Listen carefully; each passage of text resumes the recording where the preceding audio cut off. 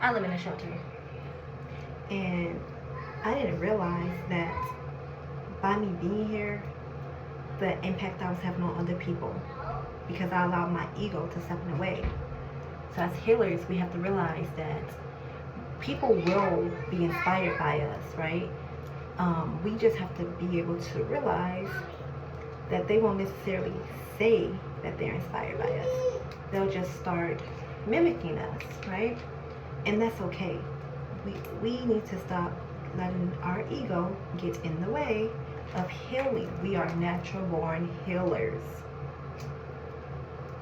So while being here, at first I felt like, dang, these people, like, what the heck? Like, why do they want to copy me? And when I say this, I keep up with myself. I shower, I brush my teeth, I wash my face, I put on some lotion, I spray some perfume. You know, I want to look good. Even if I don't have a lot of stuff, I'm still going to make sure that I look presentable. Still going to make sure that my kids are presentable, you know. And with that, the other mothers and women here started paying more attention to their appearance, you know, and how they look, how they talk, how they walk, you know, how they speak, basically how they treat their children. They've been trying not to like yell at them so much and being patient with them, you know, just basically being parents. Then there's other ones where I was able to help influence them to be more mindful of their health. People with medical conditions here that didn't know how important it is to really pay attention to what's going into their body, pay attention to the signs and symptoms when things are wrong, understanding how medication work. Then there was other people that needed to open their throat chakra, and I was able to assist with that. I was able to help advocate for them, you know, help them to not allow people to cross their boundaries. Some of them was the whole idea of establishing boundaries. Okay? I apologize. Don't really know where I left off at, but helping people to establish boundaries and not take any BS from other people was how I contributed, right? But then, like I said, my ego was in the way, and I didn't understand it. I didn't understand why people just started acting weird and like stopped talking to me, like they thought I was all that and all this other stuff. And maybe that's projection. Maybe that's something that I have to work on.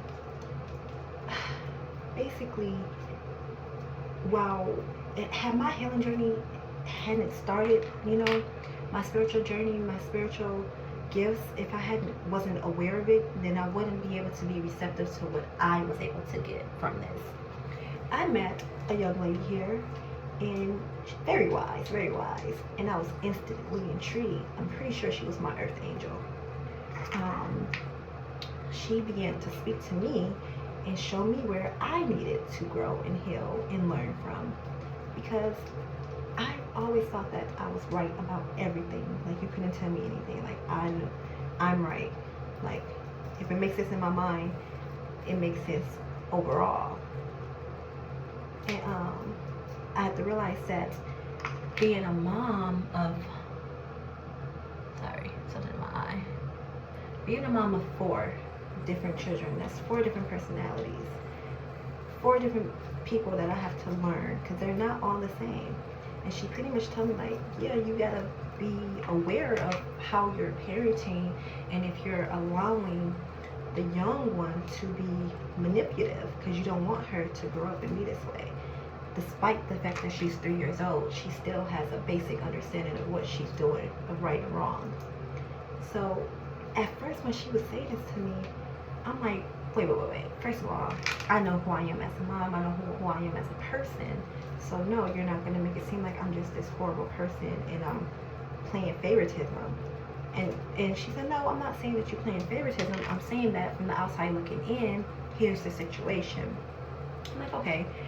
And honestly, when she first said that, I'm like, I know I had a facial expression on my face because my facial expressions are very intense. I wasn't really receptive to it. And then when I was able to just go into my room and think about, what was said without allowing my ego to be in the way, I was able to actually hear the message. So while I thought people were out to get me here and just treating me any type of way, it was basically my spirit guides, my ancestors, the divine protection telling me like, hey, you've done what you came here to do. You're getting a little bit too comfortable. So let me amp up the fire a little bit. Let me turn on this oven. Because you can't stay here, sweetie. As much as it's comfortable, you can't stay here. You was on a mission. I have a soul mission and I'm here to complete it by any means necessary. So now I realize that what I came here to do has been done, and it's time for me to move on, and that's fine. I just didn't know necessarily, like, this was confirmation, and this is confirmation for you too.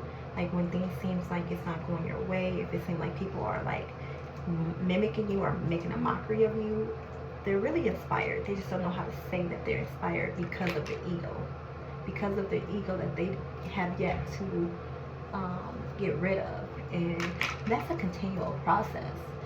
Even with me, like, I'm realizing, like, yeah, I can see that, but I also could see how.